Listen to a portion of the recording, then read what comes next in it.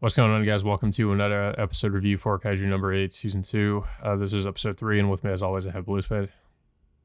Yeah. Well, picking up after what happened in the last episode, in which Kafka is pretty much still having self doubts about himself, which is pretty much the reason why he's having trouble fully transforming into his kaiju form. Yeah, Kikuru, in the meantime, who arrived at the last minute to help Kafka, thinks it's Kaiju number 9 who's supposedly disrupting that transformation, but that's not really the case. But the episode pretty much reinforces Kafka's fear that if he ends up transforming, he's going to end up hurting one of his comrades or his friends, which is evident in which he literally is about to transform, but has a vision of him killing Kikuro in the process. yeah. So that's really what was holding him back. But then uh, well, Kikoro sort of gives him, I guess, somewhat of a pep talk to try to get him to realize that basically like telling him that he wouldn't so easily, I guess, be able to kill all of his comrades. And that I guess in a way he's um he's like underestimating them, and in a way like overestimating himself by thinking he could like overpower all of them and kill them. uh so that I guess seemingly gives him the motivation to like fully transform again. uh but also in the episode we get a flashback of Sheena Mia's past with her mother, and sort of like showing us their relationship before her mother died. But we don't really. I think they did reference before that like her mother was dead.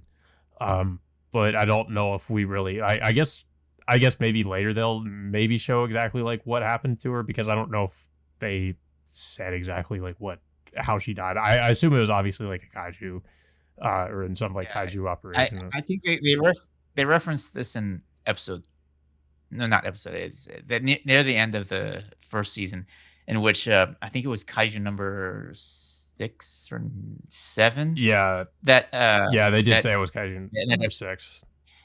Yeah. So of course, it is revealed that uh, Kikuru's mother is of course a former captain or vice captain of the first division, and of course she's like also one of the top, like in a way, like almost like one of their top tier um defense force soldiers before uh shoot, I forgot our name. It was before Mina became like the Yeah. top captain of the first division. um so yeah, so it her like her being like a defense force soldier uh encourages Kikuru to to become as strong as her mother. And of course, once her death occurs, this only motivates her even further. Not to mention that that she wants to be looked proudly upon by her father, who's of course her father is like pretty much, it's affected him pretty deeply to the point where he's more determined than ever to to kill the kaiju's. It also seems like he comes off as just generally a lot more cold and somewhat distant because of it, compared to how he was Yeah, portrayed in the flashback. yeah. I mean, I don't know. In the flashback, he didn't really seem. I don't know. It's hard. It's tricky for me to describe his behavior during that flashback, but it seems like, yeah, it seems like after his wife's death, it just seems like it just made him more cold and distant. In particular towards his daughter. Yeah.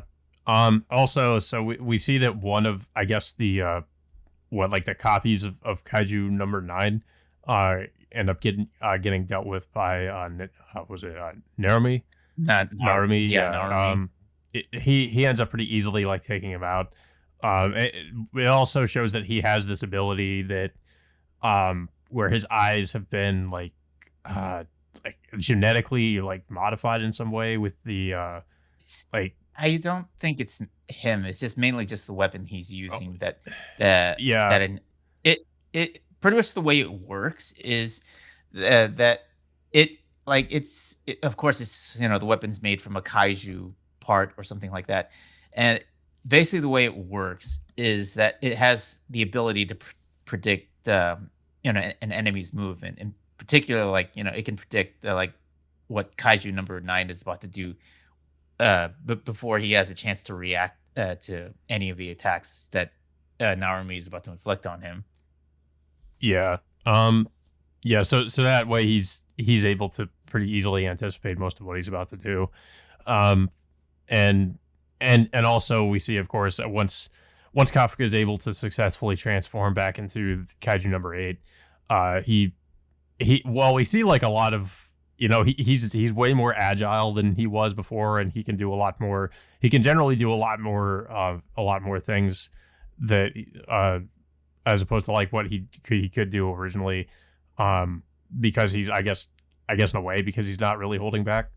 Um, Yeah, it mainly has something to do with this fight against yeah, Shinomiya's father. Uh, very much well evident, well, like that he somehow has like these jet boosters on his feet now, which can supposedly can make him fly or jump much higher distances. But with his new fully transformed form, he's able to easily outmaneuver Kaiju number 9, and including easily like taking out the core of the ant that number nine's controlling. Yeah, it's like he's still more powerful than number 9 currently. Well, as of right now, but I could assume that number 9 has his ability to make himself even more powerful than he normally is.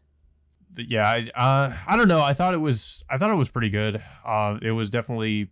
I mean, I kind of figured that that was the reason why Kafka couldn't really like successfully transform into Kaiju number 8, was because of his apprehensions. Uh, and I mean, so yeah, a lot of the episode was just sort of trying to get him to, you know, transform without having to like worry about like what might happen if he lost control. And then the other thing I liked was just that seeing Shinomiya's like backstory with her mother, because we haven't actually seen that. I don't think we've seen that yet. Um, but yeah, I mean, aside from that, like that was pretty much it. Like the most of the episode was just, I mean, that was the only, like, I mean, to me, like the other stuff was pretty interesting, but I thought, just seeing Shinomiya's backstory was, probably the highlight of the episode. I'm kind of interested to see if there's maybe a little bit more to what exactly happened to her mother, but I'm assuming that probably won't be revealed until maybe like later in the story. Yeah, it was a good episode, which in which we finally get to see Kafka transform back into his kaiju form again, and of course overcoming his doubts and insecurities about what would happen if he were to transform. Uh, Ever since his his that little incident in which he nearly lost control against Shinomiya's father. Yeah. But yeah, I don't really have much else to say about it, though. I don't know if you have anything else to say about the episode. Yeah, it was a good action packed episode. Nice to finally see a little bit more backstory with Shinomiya for the first time. Hopefully we'll get a little bit more of that, but I'm guessing it's more of a reveal as to, what motivates her to become a Kaiju Defense Force member, Mm. and of course, possibly, I'm hoping we get to see a little bit more of the other characters, particularly Reno and Mina, and what was it, Sojiro as well. Yeah. Yeah. Those characters have definitely like kind of taken a backseat for at least the beginning of this season. So hopefully that they'll actually like come back into the plot at some point. But yeah, that all being said, guys, until next time, we will see you all later.